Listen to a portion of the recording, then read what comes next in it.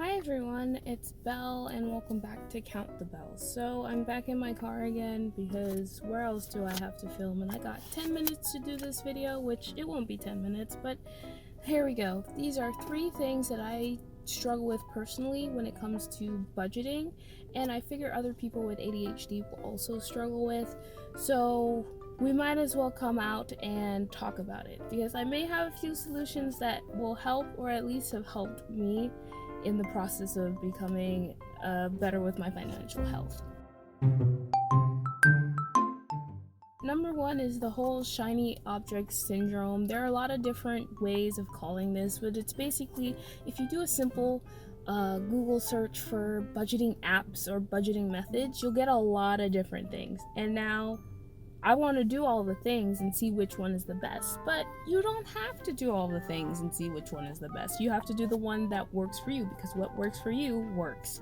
So, yeah, essentially what I say with those situations, like I've tried YNAB, I've tried Mint, I've tried other things, I've even tried using like a spreadsheet. I'm still trying to figure out how all that stuff works because they all kind of work for me. But what I would say is kind of do the same thing you would do with traveling to get the best experience in general, is to kind of like live like a local. So get the app and just live in it as if you're using it, you're not going to change anything. Give it a week, give it 2 weeks maybe. Ideally, give it some time and see how it works with you. So that way you go through all the features of the app and you actually get to know the app, because what won't work for you is saying, oh, this app doesn't work, and then you've only put your account in and you've never actually like used it. So you can't say whether or not it works if you haven't actually used it. For the second thing, I kind of called it building shame. So what I mean by that is, say you have the app. You have the program, you have the methodology that'll help you budget and fix your financial health up, or at least give it a bandage while you try to center everything together.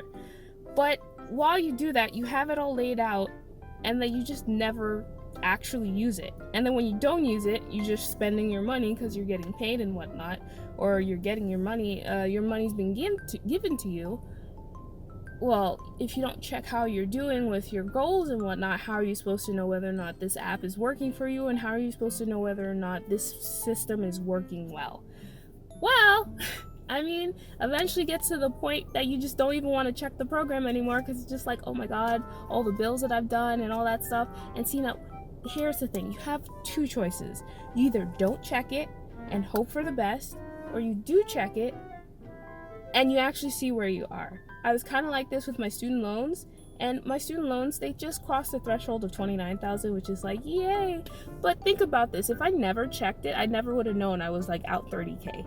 I mean, yeah, over the time I was like thinking about it when I got the loans, but like now I know for sure it's $30K. It should not be going more than that. You know what I mean here?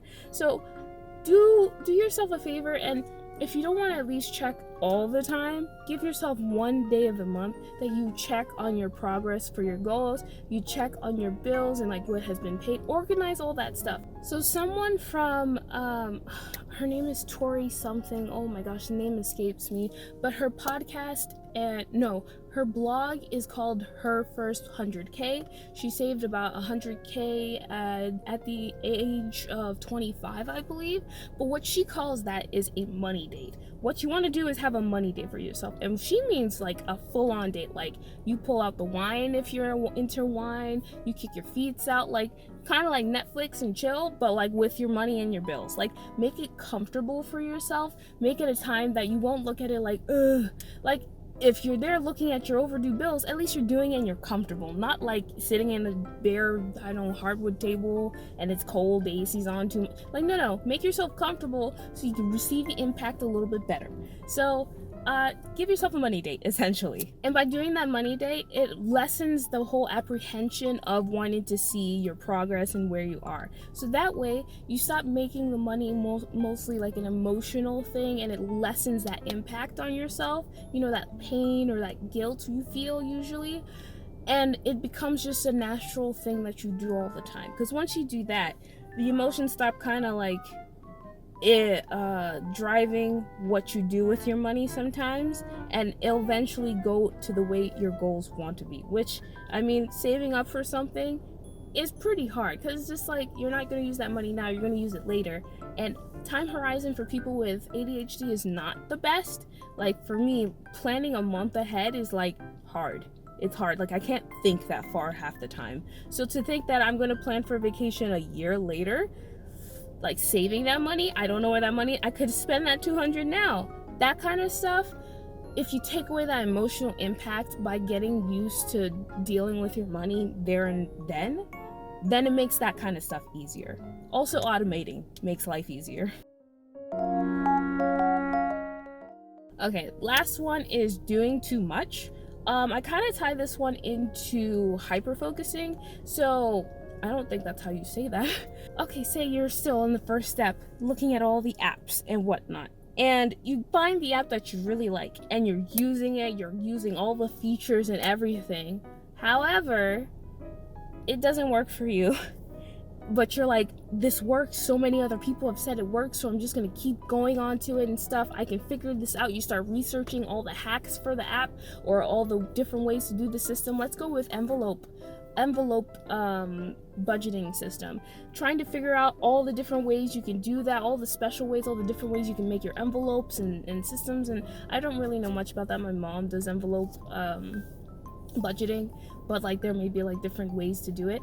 But essentially, like, if it doesn't work for you, which personally, I can't wrap my head around that, and if you give me cash, I will lose that immediately. So I know I can't deal with physical cash, but I'm not gonna stick in that method just because it worked for someone else. If it doesn't work for me, I'm not gonna stick in that method. And now some people may be stuck in that whole, like, I'm gonna make it work for me, don't worry, it'll be fine. Like, no, just let go. Just let go, breathe, woosah, and then move on. Just move on, because at the end of the day, you're wasting time on something that may not even benefit you. And I mean, at the end of the fact, your time may have been like better spent just hyper-focusing on something else or looking at something else. This is the time you probably should have just like stopped living like a local and then moved on. Anyway, that's it for this video. I think it got a little blurry at some times because I was shaking the camera, but I need my post-it to tell me what I just said, because it's been a while and I got 2 minutes. So first thing is shiny object syndrome. Essentially, live like a local, really immerse yourself in the app for like a week or two. Give yourself some time to get used to using the app. If it still doesn't work after that time, ditch it and move on to the next thing. I know you got a list. You googled it, you must have a list of the things that, like, this may work for me. If you got a list, just move on to the list, do the same thing until you find an app that works perfectly for your situation, or at least is intuitive to the way you think. Another one is the building shame. If you don't actually check on how your goals and your financial health is progressing, you won't ever know. If you don't look, it's not going to get any better. It may not get worse, but most of the times it's not going to get better. Let's be real here. So do check it out. And like Tori from her first 100K says, take a money date. Take a money date, get yourself comfortable, and check out where you stand and get comfortable with doing that. Put yourself in a comfortable space to actually do that. And last but not least, doing too much and just like sticking with what doesn't work with you. Like I said, you got that list, so use it and move on. Oh, it's time for work. Anyway, that's it for this video. I'm gonna go now because it's time for me to go to work. And I hope you enjoyed this video. I'm trying to make these shorter. I did record a few other ones, but you can probably tell I'm a rambler, and I don't want to ramble all day and waste people's time. So, in wonderful ADHD fashion, I gotta go because I'm late. Anyway, I'll see you all next time, and yeah, read the accompanying blog post that is coming up with this, so it should be linked below. I gotta go now, like, for real. Gosh, it is so hot. Ooh, I am sweating. Oh, what the fuck is this? I'm so shiny. I'm so shiny. I got 8 minutes left.